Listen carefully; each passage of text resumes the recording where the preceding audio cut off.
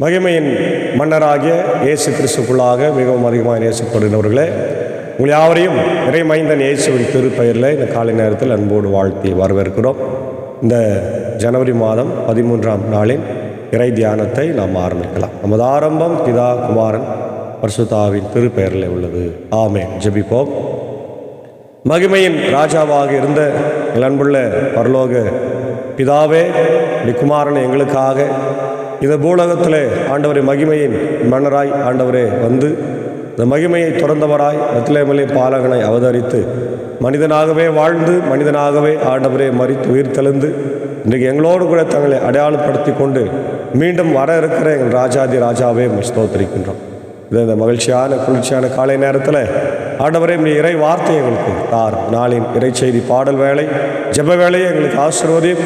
ஆண்டவர் அடியரை மறைத்து நீர் பேசுகிறார். நாங்கள் கேட்கிறோம். இதை கேட்டு பயன்பெறுகிற எல்லா மக்களும் இறை ஆசிரியர்களுக்காக இயேசுவின் திருப்பெயரில் வேண்டுகிறோம் நல்ல பிதாவே, ஆமென். காலை நேரத்தில் நாம் ஆண்டவரை துதிக்கும்படியாக 602வது பாடல் நாம் பாடுவோம். அவர் அற்புதமானவரே, என்னை மீட்டென்னை காத்தென்னை தாங்குகிறார், அவர் அற்புதமானவர் என்ற 602வது பாடல் நாம் பாடுவோம்.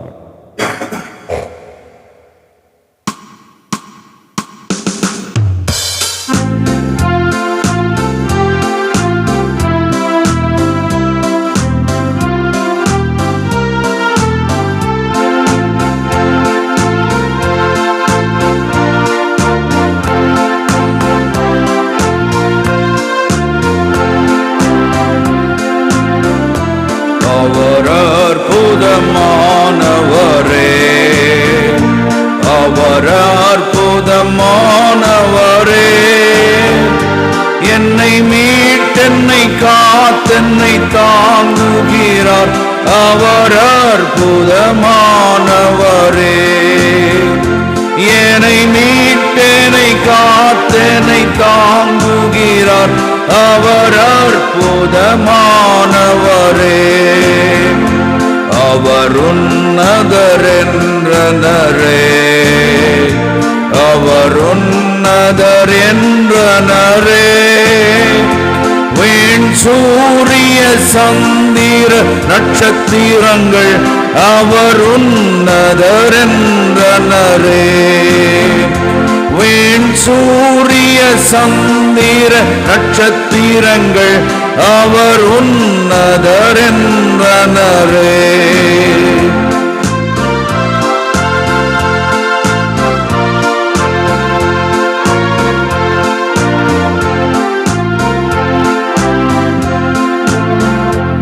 அவர் அற்புதமானவரே,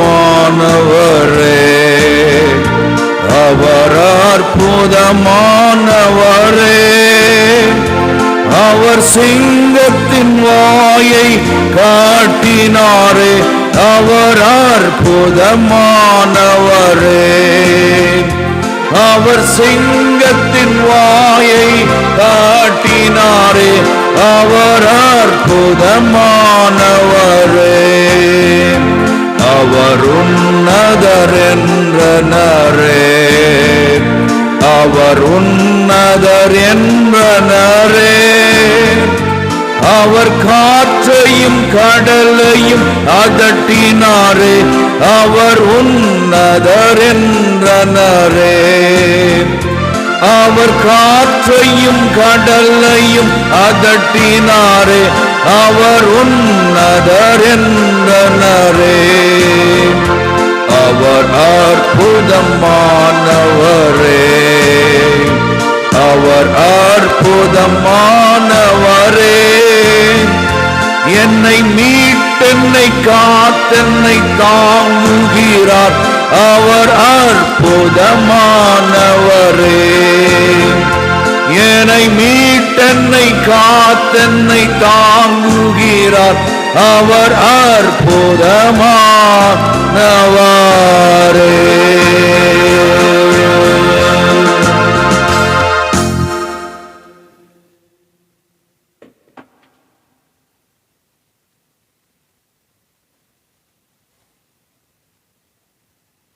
ஆண்டவராகிய இயேசு கிறிஸ்துக்குள்ளாக மிகவும் அதிகமாய் நேசிக்கப்படுகின்றவர்களே, உங்கள் யாவரையும் இறைமைந்தன் இயேசுவின் திரு பெயரிலே இந்த காலை நேரத்தில் அன்போடு வாழ்த்தி வரவேற்கிறோம். அன்பின் வாழ்த்துக்களையும் ஸ்தோத்திரங்களையும் இந்த புதிய வாரத்தில் தெரிவித்துக் கொள்கின்றோம். இந்த நாளிலே நாம் தியானிக்கும்படியாய் தெரிந்து கொண்ட கர்த்தருடைய சங்கீதம் வார்த்தை அது 128ஆம் சங்கீதம். நம் அனைவருக்கும் பரிச்சயமான சங்கீதம். திருமண சங்கீதம் என்று சொல்லுவார்கள். திருமணத்தில் வாசிப்பார்கள், ஒருத்தரும் அதை கேட்க மாட்டாங்க. ஏன்னா எல்லாம் ரொம்ப பிஸியாக இருக்கிற நேரம். அதனால் இப்போவாது நம்ம அது கொஞ்சம் ஆழமாக தியானுக்கு போகிறோம். இந்த 128ஆம் சங்கீதம் விஸ்டம் சாம், ஞானம் சங்கீதம் என்று சொல்லப்படுகிறது. ஞானத்தின் சங்கீதம். இது ஒரு அழகான குடும்ப வாழ்க்கையை, குடும்ப ஆசீர்வாதத்தை பற்றி சொல்லுகிறது.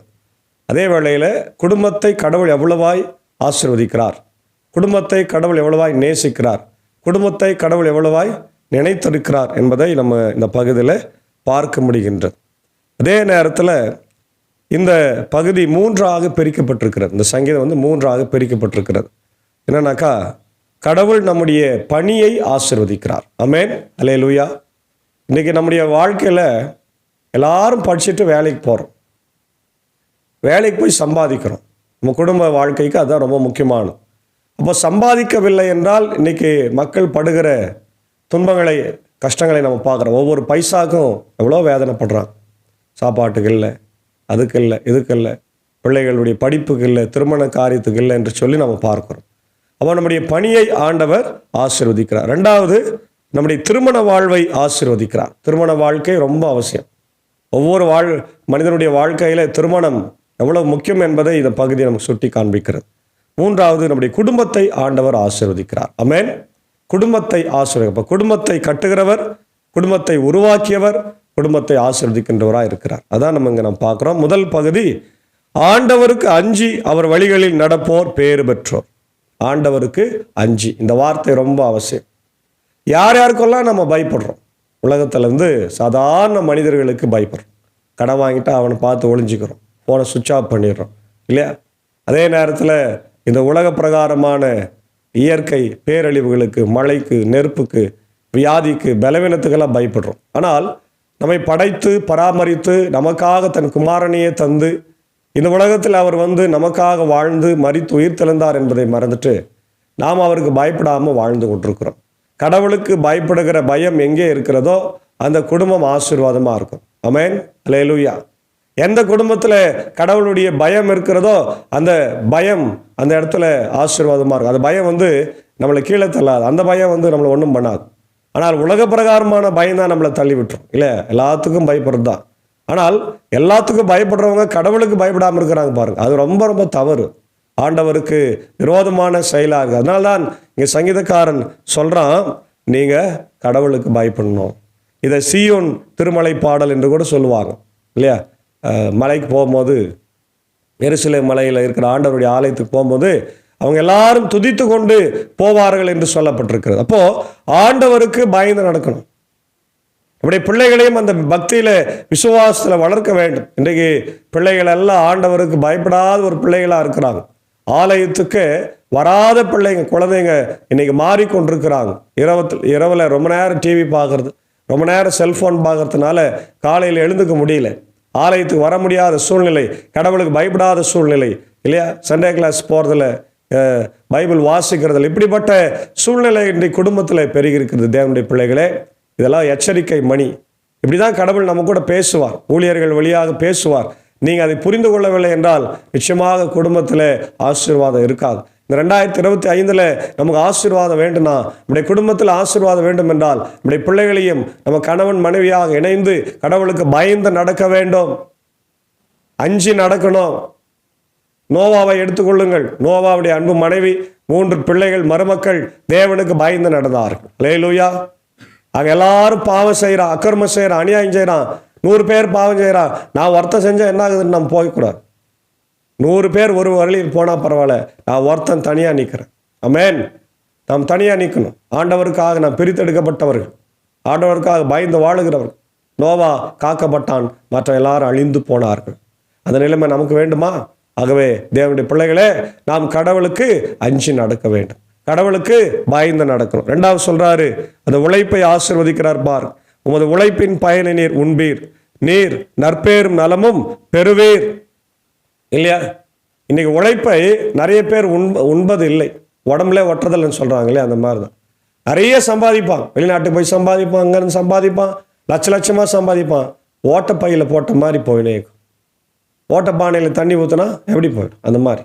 காரணம் என்னன்னா, கடவுளுக்கு அவன் அர்ப்பணிக்கின்ற வாழ்க்கையில் கடவுளுக்கு செய்ய வேண்டியதை செய்யறதில்ல, மாத காணிக்கை தர்றதில்ல, தசம பாகத்தை கொடுக்கறதில்ல, ஸ்தோத்திர காணிக்கை கொடுக்கறதில்ல. இவையெல்லாம் ஆண்டவருக்கு தர வேண்டியது. ஆண்டவருக்கு தராம நீ உழைத்தான்னு சொன்னா அது வேஸ்ட் தான். அதனால உன் உழைப்பை ஆசீர்வதிக்கிற தேவனை நீ மறக்காத. உன்னை அவர் மறக்கவே இல்லையே. இஸ்ரவேல் மக்களாக அந்த பழைய ஏற்பாட்டில் நம்ம பார்க்கும்போது அவங்கள மறக்கல. அவளுக்கு புது வாழ்வை தந்து அவர்களை ஆசீர்வதிக்கின்றார், அவருடைய வழி நடத்துகின்றார், க்ஷேமத்தை கொடுக்கின்றார், சமாதானத்தை கொடுக்கின்றார், தேசத்தை நன்மையால் அவர் நிரப்புகின்றார். இல்லையா? இந்த புது வருஷம் நமக்கு ஆசீர்வாதமாக இருக்கணும்னா நீங்களும் கடவுளுக்கு பயந்து நடங்க. கர்த்தர் உங்களை ஆசீர்வதிப்பார். உங்களுடைய பலனை, உங்களுடைய உழைப்பை அவர் ஆசீர்வதிப்பார் என்பதில் சந்தேகங்கள். அவருடைய கைகளின் பிரயாசத்தை அவர் ஆசீர்வதிப்பார்.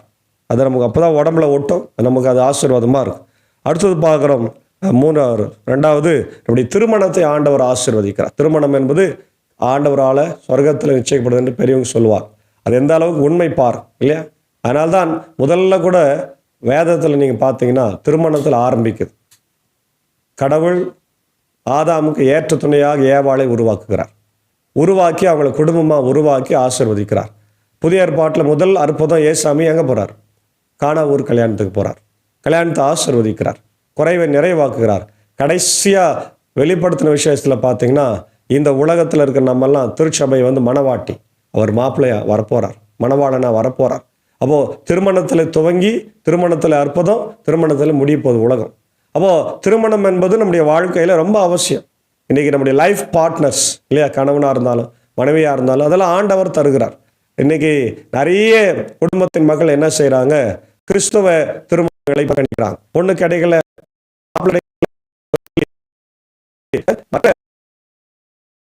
இருக்கின்ற மக்கள்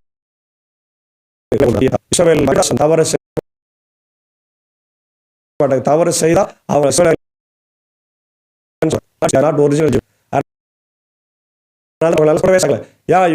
யூதர்களுக்கும் பக்கத்தில் இருக்கிற மக்கள், எல்லா நாடுகளில் இருக்கிற மக்களையும் சேர்க்கல. கலிலெல்லாம் அவங்களே இவர்கள் தான். ஆனால் கலப்பின திருமணம், பொண்ணு கொடுத்து பொண்ணு எடுத்துக்கினாங்க. அதனால அவங்களை சேர்க்கவே இல்லை, கிட்ட கூட போகல. ஆண்டவர் அந்த வழியில் போகிற சொல்றாங்க, வழி செய்யலான்னு அப்படின்ற காரணம் என்னன்னா, அவங்க கடவுளுக்கு விரோதம் மீறி போயிட்டாங்க. இப்போ நம்முடைய பிள்ளைகளை எப்படி நம்ம மற்ற மக்களுக்கு கொடுக்க முடியும்? விசுவாசத்தில் வளர்த்து, நல்ல ஜபத்தில் வளர்த்து, ஆவிக்குரிய வாழ்க்கையில வளர்த்துட்டு யாருக்கோ ஒருத்தருக்கு போய் நம்ம தெரியாமல் கொடுத்துட்டா அந்த வாழ்க்கை ஆசீர்வாதமாக இருக்காது. நம்ம பர்சனலாகவே எத்தனை பேர் நான் பார்த்துருக்கிறேன், அவங்க ஆசீர்வாதமாக இல்லை. வாழ்க்கையில் நிறைய பிரச்சனைகளை சந்திக்கிறாங்க, சண்டை சச்சரவு, நிம்மதி இல்லாத ஒரு வாழ்க்கை. காரணம், ஆண்டவரை அவங்க மறுதலித்துட்டு போயிட்டாங்க, பின்மாற்றம் அடைந்தார்கள். அதை நம்முடைய பிள்ளைகளுக்கு செய்யக்கூடாது. அதனால திருமணத்தில் ஆண்டவர் நமக்கு கொடுத்த கட்டளைகளை நிறைவேற்ற வேண்டும். அது ரொம்ப அழகாக சொல்றார், உம் இல்லத்தில் உம் துணைவியார் கனிதரும் திராட்சை கொடியை போல் இருப்பார், உண்ணும் இடத்தில் உம் பிள்ளைகள் ஒளிவ கன்றுகளைப் போல உமக்கு சூழ்ந்திருப்பார். இல்லை, மனைவி ஆசீர்வதிக்கிறார், பிள்ளைகளை ஆசீர்வதிக்கிறார், பிள்ளைகள் செல்வங்களை தருகிறார். ஆண்டவருக்கு அஞ்சு நடக்கும் ஆடவர் இத்தையை ஆசி பெறார். இதில் யார் பெறாங்க? பயப்படாதவங்க அல்ல, பயப்படுகிற மக்கள் தான் பெறாங்க. கடவுளுக்கு அஞ்சு நடக்கின்ற மக்கள், கடவுளுக்கு பயப்படுகிற மக்கள் தான் இந்த ஆசீர்வாதத்தை பெறுவார்களை தவிர வேற யாரும் பெற மாட்டாங்க அப்படின்னு ஆண்டவர் சொல்றார். அதே போல லாஸ்டா சொல்றாரு, உங்களுடைய குடும்பத்தை நான் ஆசீர்வதிப்பேன். ஆண்டவர் சீயோனிலிருந்து நமக்கு ஆசி வழங்குவாராக, உம் வாழ்நாளெல்லாம் நல்வாழ்வை காண்பி செய்வாராக. ஜெருசலேம் சமாதானத்தின் வீடு என்ற அர்த்தம். சமாதானத்தின் வீடு, சமாதானத்தின் ஆசீர்வாதத்தை, ஷாலோம் என்கின்ற அந்த ஆசீர்வாதத்தை பெற்றுக்கொள்வார். நீர் உம் பிள்ளைகளை காண்பீராக, இஸ்ரவேலிற்கு நலம் உண்டாவதாக என்று சொல்லப்படுகிறது. அப்போ அன்பான தேவனுடைய பிள்ளைகளே, the fearing of the Lord, Ray Flower என்கின்ற ஆங்கில எழுத்தாளர், அதாவது தியாலஜியர் சொல்றாரு, நீங்க வாழ்க்கையில கடவுளுக்கு பயந்தால் மட்டும்தான் இந்த ஆசீர்வாதத்தை பெற முடியுமே தவிர நீங்க பயப்படலன்னு சொன்னா பெறவே முடியாது. அதனால தேவனுடைய பிள்ளைகளை, இந்த காலை நேரத்தில் ஆண்டவருக்கு பயப்படுகின்ற ஒரு வாழ்க்கையை வாழணும். இந்த சங்கீதத்துக்கு தலைப்பே ரே ஃப்ளவர் என்கின்ற இறையலாளர் கொடுக்கறது என்னன்னாக்கா ஃபியரிங் த லார்டுன்னு தான் கொடுக்குறார். ஃபியரிங் த லார்ட். அப்போது கடவுளுக்கு பயப்படுகிற பயத்தினால வருகிற ஆசீர்வாதங்கள் என்று நம்ம பார்க்கிறோம். அதான் இந்த சங்கீதத்தின் மொத்தத்திலே நம்ம பார்க்கின்ற சாராம்சமாக இருக்குது. ஆகவே நாமும் நம்முடைய குடும்பமும் நம்முடைய பிள்ளைகளும் கடவுளுக்கு பயந்து ஆண்டவருடைய ஆசீர்வாதங்களை பெற்றுக்கொண்டு வாழ தூய ஆவியானவர் இந்த நாளிலே நம்மை வழிநடத்தி ஆசீர்வதித்து காப்பாராக. ஆமேன். ஜெபிப்போம். குடும்பங்களை உருவாக்கி குடும்பங்களை இணைத்து கட்டி ஆசீர்வதிக்கின்றவரே ஸ்தோத்திரிக்கிறோம். பிதா குமாரன் பரிசுத்த ஆவியாகிய கடவுள் குடும்பமாய் வாழுகிறார். தந்தை மகன் தூய ஆவி என்கின்ற குடும்பம் கடவுளே குடும்பமாய் வாழும்போது எங்களை நீர் ஆசீர்வதிக்கின்றவராயிருக்கிறேன். கர்த்தாவே, இதோ இந்த காலை நேரத்தில் இந்த சங்கீதம் 128 ஒரு பிரபலமான சங்கீதம். திருமணங்களிலே நாங்கள் வாசிக்கிறோம். ஆனால் அப்பொழுது யாரும் அதை தெளிவாய் கேட்பதில்லை, உணர்வதில்லை. இப்பொழுது அதை நாங்கள் வாசித்து தியானித்திருக்கிறோம். உள்ளார்ந்த சிந்தனைகளை நாங்கள் சிந்தித்திருக்கிறோம். ஆண்டவரே, 3 விஷயத்தை பார்த்தோம். கடவுளுக்கு பயந்து நடக்க வேண்டும். என்னுடைய குடும்ப வாழ்க்கையை கர்த்தர் கட்டுகிறார், ஆசீர்வதிக்கின்றார். திருமண வாழ்வை ஆசீர்வதிக்கிறார், பணி வாழ்வை ஆசீர்வதிக்கிறார், குடும்ப வாழ்க்கையை ஆசீர்வதிக்கிறார் என்று சொல்லி நான் பார்த்தோம். அதே போல இதை பார்த்து கேட்டு பயன்பெறுகிற எல்லா மக்களுடைய குடும்பங்களையும் இந்த தேவன் நீர் ஆசீர்வதி ராஜா. நிறைய பேர் திருமணத்திற்காய் காத்திருக்கிறாங்க, வரன் பார்த்து கொண்டிருக்கிறாங்க. அந்த திருமண தடைகள் எல்லாம் நீங்கி ஆண்டவரே அந்த பிள்ளைகளுக்கு, வாலிப பிள்ளைகள் ஏற்ற வேளையில் வரன்கள் கிடைக்க கர்த்தர் கிருபைத்தார். நல்ல பிள்ளைகள் ஆண்டவர் இன்றைக்கு கிறிஸ்தவ பிள்ளைகளுக்கு கிறிஸ்தவ பிள்ளைகளை தான் நாங்கள் செய்ய வேண்டும். மற்ற அவசரப்பட்டு மற்ற மார்க்கத்தின் பிள்ளைகளை செய்தால் அது சாபமாய் முடிந்துவிடும் என்கின்ற சிந்தனையை பெற்றோர்கள் பெற்றிருக்க வேண்டும் ராஜா. அதை பிள்ளைகளும் பெற்றிருக்க வேண்டும். அதற்கு நாங்கள் இந்த ஆண்டவரே தியானத்தின் வழியாக அந்த உள் உணர்வை பெற்றுக்கொள்ள தூய ஆவியானவர் எங்களுக்கு வழித்தார். இதை பார்த்து கேட்டு பயன்பெறுகிற எல்லா மக்களையும் இந்த தேவன் ஆசீர்வதிப்பார். அகில உலகத்தில் இருக்கிற மக்கள், இந்தியாவில் இருக்கிற மக்கள், தமிழ்நாட்டில் இருக்கிற மக்களுக்காக ஜெபிக்கிறோம். குறிப்பாய் இப்படியே தாய் திருநாடாக இந்திய தேசத்திற்காக ஜனாதிபதி, பிரதமர், எங்களுடைய தமிழ்நாட்டின் முதலமைச்சருக்காக வேண்டிக் கொள்கிறோம். இறை அமைதி சமாதானத்தை எங்கள் தேசத்தில் நிறுத்தார். ஆண்டவரே, இந்தியா முழுக்க இருக்கிற எங்கள் கிறிஸ்தவ திருச்சபைகள் ஸ்தாபனங்களுக்காக ஜெபிக்கிறோம். ஆசீர்வதி வழிநடத்தும். குறிப்பாக தாய் திருச்சபை, இந்திய சுவிசேஷ லுத்தரன் திருச்சபை, 3 சபை சங்கங்கள், போதகர்கள், ஊழியங்களுக்காக ஜெபிக்கிறோம். ஆயர் பெருமான்களுக்காக ஜெபிக்கிறோம். கர்த்தர் ஆசீர்வதிப்பார். இந்த காலை நேரத்தில் கூட ஆண்டவரே, இதோ உம்முடைய அடியார்களாக இந்த ஊழியத்தை எளிமையாக ஆண்டவரை ஆரம்பித்து இன்றைக்கு செய்து கொண்டிருக்கிறோம். கர்த்தர் எங்களை ஆசீர்வதிங்க. ஆண்டவரை இல்லத்தை திறந்து கொடுத்து இந்த ஊழியத்தை ஆண்டவரே சிறப்பாக செய்து வருகிற அன்புக்குரிய ஆண்டவரே நண்பர் சாருக்காக, ஏஞ்சக்காவுக்காக, அன்பான பிள்ளைகள் மாத்தாள் மரியாளுக்காக, இப்படி சாக்கோ சார்கள் டீச்சருக்காக, அடியனுக்காக ஜெபிக்கிறோம். ஆண்டவரே, இதோ இந்த குடும்பங்களையெல்லாம் நீர் ஆசீர்வதிங்க. தேவையை சந்தியை வழிநடத்தும். ஆண்டவரை இந்த பனிக்காலம் ஆண்டவரை யாருக்கும் எந்த பலவீனங்களையும் கொண்டு வராதபடி ரத்த கோட்டைகளாக எல்லாரையும் மறைத்துக்கொள்ள நம்ம ஜெபிக்கிற இந்த வேர்ட் ஆஃப் காட் மினிஸ்ட்ரிஸ் இன்னும் அநேக மக்கள் இந்த வார்த்தைகள் போய் ஆண்டவரை சொல்ல மார்ட்டின் லூத்தர் சொன்னதை போல, இது நான் இங்கே நிற்கிறேன், கர்த்தருடைய வார்த்தை தான் பெரியது என்று சொல்லியிருக்கிறார். அதுபோல் நாங்களும் கர்த்தருடைய வார்த்தை தினந்தோறும் அறிவிக்க எங்களை பயன்படுத்தும்படியாக ஜெபிக்கிறோம் ராஜா. இந்த வார்த்தைகளை பல இடங்களிலிருந்து, பல நாடுகளில், America, UK, Australia, New Zealand, Philippines, Gulf கண்ட்ரிஸில் இருக்கிற மக்கள் எல்லாரும் கேட்டுக்கொண்டிருக்கிறார். எல்லாரையும் என் தேவன் ஆசீர்வதிங்க, வழிநடத்து, தேவையை சந்திங்க ராஜா. குறிப்பாக இந்த நாளிலே கூட கர்த்தாவே பிறந்த நாளை கண் நன்றி செலுத்திக் கொண்டிருக்கிறேன். உடைய அன்புக்குரிய ஆசிரியர் திரு பாபுமணி செல்வன் ஐயாவுக்காகவும், ஆண்டவரே உடைய அன்புக்குரிய எழிலரசன் ஆசிரியர் அவர்களுக்காகவும், உடைய அருமையான சகோதரி ஆண்டவரே புளோரிடா ஏவலின் அவர்களுக்காகவும், வாணியபடி பகுதியை சேர்ந்த மார்க் பாபி அவர்களுக்காக ஜெபிக்கிறோம். இவர்களை ஆசீர்வதிங்க, இவருடைய குடும்பங்களை ஆசீர்வதிங்க, பணிகளை ஆசீர்வதிங்க ராஜா. செய்தலை கேட்டபடி இவர்கள் எல்லாரும் கடவுளுக்கு அஞ்சு நடக்கட்டும். பலவீனங்களை மாற்றம், பணிக்காலத்தில் வருகிற எல்லா ஆண்டவரை கஷ்டங்களும் நீங்கி ஆசீர்வாதமாக இந்த 4 குடும்பத்தில் இருக்கிற மக்களும் வாழட்டும். நாங்கள் இந்த ஊழியத்தின் சார்பாக அவங்களை வாழ்த்துகிறோம், ஆசீர்வதிக்கிறோம் ராஜா. அதே போல இந்த பலவீனமாக இருக்கிற தீபா, ஏழுமலை, ஆண்டவரை ஆலன், ரஃபியா, வனஜம்மாவுக்காக, ராஜ்குமார் ஐயர், நிக்சன் ஐயர், உதயநேசன் ஐயருக்காக ஜெபிக்கிறோம். இன்னும் யாரெல்லாம் பலவீனமாக இருக்கிறாங்களோ எல்லாரையும் தேவன் கண்ணோக்கி பார் ஆண்டவரே. அதே போல இந்த நாளிலே இது வருகின்ற ஜனவரி 31/1/2 நடைபெறுகிற ரவி அப்ரமையாவுடைய gospel tent, mega gospel tent மீட்டிங்காக ஜெபிக்கிறோம். தேவைகள் உண்டு, என் தேவன் சந்திக்க வேண்டும் என்று ஜெபிக்கிறோம். தொடர்ந்து இந்த நாளின் ஆண்டவரின் பணிகளையும் பயணங்களையும் கர்த்தர் எங்களுக்கு ஆசீர்வதிப்பாராக. துதி கன மகிமை உமக்கே செலுத்துகிறோம். இறைமைந்தன் இயேசுவின் திருப்பெயரில் ஜெபிக்கிறோம் நல்ல பிதாவே, ஆமென். ஆண்டவராக இயேசு கிறிஸ்துவின் கிருபை, பிதாவாகிய தேவனுடைய அன்பு, பரிசுத்த ஆவியானவர் நம் அனைவரோடு கொண்டிருப்பதாக. ஆமென்.